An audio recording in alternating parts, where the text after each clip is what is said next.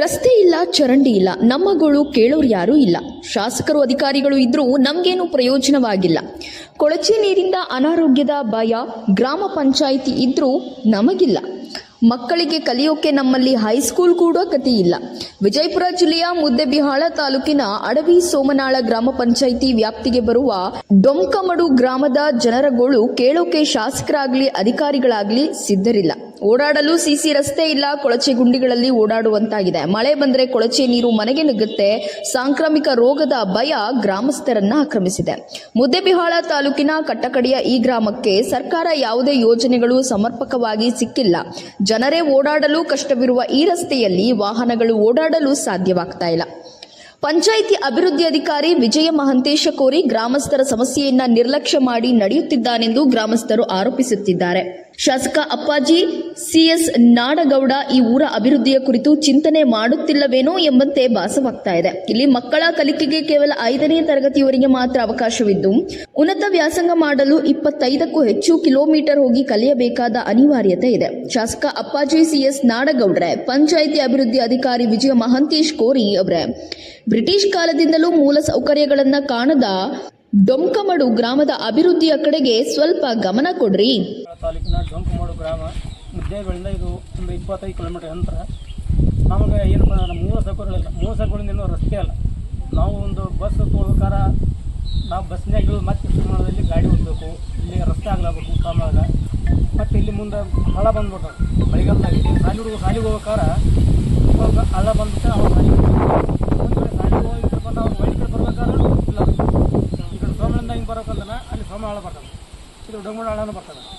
ಅವಾಗ ಎಲ್ಲವೂ ನೋಡೋ ಅಲ್ಲೇ ಸೋಮಳಿಕ ಉಚ್ಚೆ ಮಾಡ್ತಾರೆ ಹುಡುಗರು. ಪಾಲಕರಿಗೆ ಒಂದು ಕರ್ಕೊಂಬರ್ಲಿಕ್ಕೆ ಭಾಳ ಸಮಸ್ಯೆ ಆಗ್ಬಿಡ್ತದೆ. ಮತ್ತು ಏನಪ್ಪ ಇಲ್ಲಿ ಊರಾಗಲಿ ಚರಂಡಿ ವ್ಯವಸ್ಥೆ ನೀರು ಒಂದು ಚರಂಡಿ ಸೌಕರ್ಯ ಇಲ್ಲ, ಏನಿಲ್ಲ. ಈಗ ನೋಡಿ ನಲ್ಲೇನಿಲ್ಲ, ಜೆ ಮಾಡ್ಯಾರ. ಜೆ ನೀರು ಫುಲ್ಲೆಲ್ಲ ರೂಢಿ ಒಂದು ಇಲ್ಲಿ ಮೇನ್ ರಸ್ತೆ ಇಲ್ಲಿಂದ ಸಾಲಿಗೆ ಹೋಗೋದು. ಶಾಲಿ ಮಕ್ಕಳು ಇಲ್ಲಿ ಏನಿದ್ದು ರೋಜಾಗ ಹೋಗ್ಬೋದು. ಕಾಲು ಜಾರಿ ಬಿದ್ದಪ್ಪ ಎಲ್ಲ ಫ್ಯಾಕ್ಚರ್ ಎಲ್ಲ ಅವರು ಬಟ್ಟೆ ಎಲ್ಲ ಗಲೀಜಾಗಿದೆ. ಇದರಿಂದನೂ ನಮಗೆ ಈ ಕಡೆ ಯಾರು ಒಳ್ಳೆ ಯಾಕಂದರೆ ನಮ್ಮ ಅದು ಒಂದು 25 ವರ್ಷದಿಂದ ಬ್ರಿಡ್ಜ್ ಆಗಿತ್ತು ಅಂತ ನಮ್ಗೆ ಇಷ್ಟು ತಕ್ಕ ನಾವು ಇರ್ತೇವೆ. ಅದು ಬ್ರಿಡ್ಜ್ ಇಲ್ಲಪ್ಪ ನಮ್ಮ ಊರಿಗೆ ರಸ್ತೆನಿಲ್ಲ. ನಮ್ಮ ಊರು ಸೌಕರ್ಯದಾಗ ತೀರ ನಾವು ಡೊಂಕಮಡು ಎಲ್ಲಿಗೂ ಗೊತ್ತಾಗ್ತದೆ. ಆ ಲೆಕ್ಕ ನಿಂತಾರೆ. ಒಂದು 25 ವರ್ಷ ಸೇರ್ ನಡ್ಕೊಂಡಿದ್ದಾಗೆ ಅವರು ಒಂದು ಬ್ರಿಡ್ಜ್ ಮಾಡ್ತಿದ್ರು. ಅವಾಗ ಅದು ಮಾಡಿಬಿಟ್ರೆ ಮತ್ತೆ ಇನ್ನೊಂದು ಕೆಲಸ ನಮ್ಮ ಊರಿಗೆ ಯಾವೂ ಇಲ್ಲ.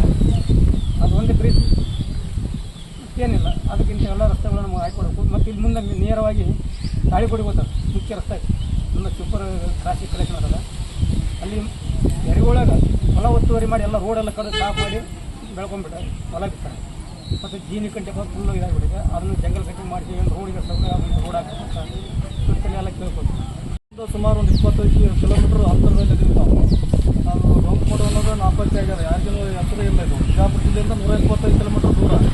ಇಂಥ ಒಂದು ದೂರದಲ್ಲಿ ನಾವು ಇದ್ದೀವಿ. ಮತ್ತು ಇಲ್ಲಿ ಯಾವ ಒಂದು ಮೂಲಭೂತ ಸೌಕರ್ಯಗಳು ತುಂಬ ಕೊರತೆ ಇದೆ. ಒಂದು ಸಿಸಿ ರಸ್ತೆ ಇಲ್ಲ, ಆಮೇಲೆ ಚರಂಡಿ ಇಲ್ಲ, ನೀರು ಎಲ್ಲ ರಸ್ತೆ ಮಧ್ಯದಲ್ಲೇ ನಿಂತಿರೋದು. ಒಂದೊಂದು ಮಳೆಗಾಲ ಮತ್ತು ಮಂಡಗಳಲ್ಲೇ ತಿರುಗಾಡಬೇಕು. ರಾತ್ರಿ ಹಾವು ಚೂರಿನಂತ ಹಾವು ಬೆಳೆಟ. ಇಂಥ ಒಂದು ಪರಿಸ್ಥಿತಿಯನ್ನು ಎದುರಿಸ್ಬೇಕು ನಾವು ಈ ಊರಿನಲ್ಲಿ ಬದುಕಬೇಕಾದ್ರೆ. ಅಂತ ಮತ್ತು ಇನ್ನೊಂದು ಏನಾದರೂ ಸರಿಯಾದ ರಸ್ತೆ ಇಲ್ಲ ನಮ್ಗೆ ಬರೋಕೆ. ಸೋಮನಾಳಿಂದ ಪೂರ್ತಿ ಒತ್ತುವರಿ ಚರಂಡಿನ ನಮ್ಮ ರಸ್ತೆ ಮಧ್ಯದಲ್ಲಿ ಚರಂಡಿ ನಿರ್ಮಾಣ ಮಾಡ್ಯಾರ. ಪೂರ ಒತ್ತುವರಿ ಮಾಡ್ಕೊಂಡಾರ. ಬಸ್ನವರು ನಮಗೆ ಬಸ್ ಬಿಡ್ಬೇಕಾದ್ರೆ ಒಂದೊಂದು 2 ತಿಂಗಳು ಬಂದ್ ಮಾಡ್ತಾರೆ. ನಾವು ಹೋಗಿ ಮತ್ತು ಬಸ್ಸನ್ನು ಬಿಡಿಸ್ಕೊಂಡು ಬರಬೇಕು. ಮತ್ತು ಈಗ ಅಲ್ಲಿ ಒಂದು ಬಸ್ ಬಂತಂದರೆ ಒಂದು ರಸ್ತೆನ ಮಧ್ಯದಲ್ಲಿ ಒಂದು ಸೈಕಲ್ ಮೋಟ್ರ್ ಪಾಸ್ ಆಗಂಗಿಲ್ಲ. ಅಷ್ಟು ರಸ್ತೆ ಐತೆ, ಅಷ್ಟೇ ಚಿಕ್ಕದಾಗಿ ರಸ್ತೆ. ಆ ರಸ್ತೆಯಲ್ಲಿ ಅವ್ರಿಗೆ ಡ್ರೈವರ್ಗಳು ಹೇಳ್ತಾರೆ, ಇಲ್ಲಿ ಬರೋ ಬಸ್ನವರು ಏನಾರು ಮಾಡ್ರಿ ನೀವು ಅಂತ ಆ ಡ್ರೈವರ್ಗಳು ನಾವು ಕರ್ಕೊಂಡು ಬರ್ಬೇಕು. ಅಂತ ಒಂದು ಪರಿಸ್ಥಿತಿ ಈ ಊರಲ್ಲಿ ನಾವು ಬದುಕಬೇಕಾದ್ರೆ ಇಷ್ಟೆಲ್ಲ ದುಸ್ತರವಾಗಿ ಬದುಕಬೇಕು. ಇಲ್ಲಿ ಈ ಕಡೆ ನಮ್ಮ ಯಾವ ಸಂಬಂಧಪಟ್ಟ ಅಧಿಕಾರಿಗಳು ತಿರುಗಿ ನೋಡೋಂಗಿಲ್ಲ, ಸಂಬಂಧಪಟ್ಟ MLA ಅವರು ಈ ಕಡೆ ತಿರುಗಿ ನೋಡೋಂಗಿಲ್ಲ. ಲಾಸ್ಟ್ ಹಳ್ಳಿ ನಾವು ಕೊನೆ ಹಳ್ಳಿ ಅಂತೇಳಿ ನಿರ್ಲಕ್ಷ್ಯಕ್ಕೆ ಒಳಗಾಗಿಬಿಟ್ಟಿವಿ ನಾವು. ಬರೀ ಓಟ್ಗೆ ಅಷ್ಟೇ. ಈ ಸಲ ಯಾವ ಜಡ್ಪಿ ಬರಲಿ TP ಬರಲಿ ನಾವು ಈ ಸಲ ಬ್ಯಾನ್ ಮಾಡ್ತೀವಿ. ಆ ಓಟನ್ನು ಬ್ಯಾನ್ ಮಾಡ್ತೀವಿ. ಮತ್ತೇನು ಮಾಡೋದು, ಸಾಕಾಗಿಬಿಟ್ಟು ನಮಗಂತೂ. ಮತ್ತು ಇನ್ನೊಂದು ಏನಂತಂದ್ರೆ ಇಲ್ಲಿ ಶಾಲಾ ಇದು ಒಂದು 5ನೇ ತರಗತಿವರೆಗೆ ಮಾತ್ರ ಶಾಲೆ. ಅದನ್ನ ಬಿಟ್ರೆ ಇಲ್ಲಿಂದ ಮುದ್ದೇಬಿಹಾಳ ಹೋಗ್ಬೇಕು 25 ಕಿಲೋಮೀಟರ್, ನಾಲ್ತೋಡ್ ಹೋಗ್ಬೇಕು 25 ಕಿಲೋಮೀಟರ್, ತಾಳಿಕೋಟೆ ಹೋಗ್ಬೇಕು 25 ಕಿಲೋಮೀಟರ್. ನಮಗೆ ಕಾಲೇಜ್ ಇಲ್ಲ, ಹೈಸ್ಕೂಲ್ ಇಲ್ಲ. ಇಲ್ಲಿ ಒಂದು ಸುಮಾರು ಒಂದು 20 ಹಳ್ಳಿಯಾಗೂ ಶಾಲಾ ಹೈಸ್ಕೂಲೇ ಇಲ್ಲ, ಕಾಲೇಜೇ ಇಲ್ಲ. ನಾವು ಹೋಗ್ಬೇಕು ಮುದ್ದೇಬಿಹಾಳ, ತಾಳಿಕೋಟೆ, ನಾಲ್ತೋಡ. ಇಷ್ಟು ದೂರ ಹೋಗ್ಬೇಕು. ಹಂಗಾಗಿ ಶಿಕ್ಷಣದಿಂದ ಭಾಳ ವಂಚಿತರಾಗಿವಿ ನಾವು, ಎಲ್ಲ ರೀತಿಯಿಂದ ವಂಚಿತರಾಗಿವಿ. ಮತ್ತು ಹಂಗಾಗಿ ತಂದೆ ತಾಯಿ ಏನು ಮಾಡ್ತಾರೆ, ಪಾಲಕರು ಮಕ್ಕಳ ಒಂದು SLC ಆದ್ಮೇಲೆ ಸಾಕ್ಬಿಡೋದು ಅಂತೇಳಿ ಬಿಡಿಸ್ಬಿಡೋದು. ಯಾವ ನೌಕರಿ ಸಿಗ್ತಾವೆ? ನೌಕರಿನೇ ಇಲ್ಲ. ಇಲ್ಲಿ ಒಂದು 200 ಮನೆ ಅದು ಈ ಊರಾಗ, ಸುಮಾರು 1000 ಜನಸಂಖ್ಯೆ ಐತಿ. ಇಷ್ಟು ಜನಸಂಖ್ಯೆ ಇದ್ರೂ ಕೂಡ ಇಲ್ಲಿ ಒಂದು 4 ಮಂದಿ ಅಷ್ಟೇ ನೌಕರಿ ಮಾಡ್ತಾರೆ. ಅದನ್ನ ಬಿಟ್ಟರೆ ಮತ್ತೆ ಯಾರೂ ಇಲ್ಲ ನೌಕರರು. ಮತ್ತು ಅಂತ ಪರಿ ಶೈಕ್ಷಣಿಕವಾಗಿ ಹಿಂದುಳಿದ್ವಿ ನಾವು.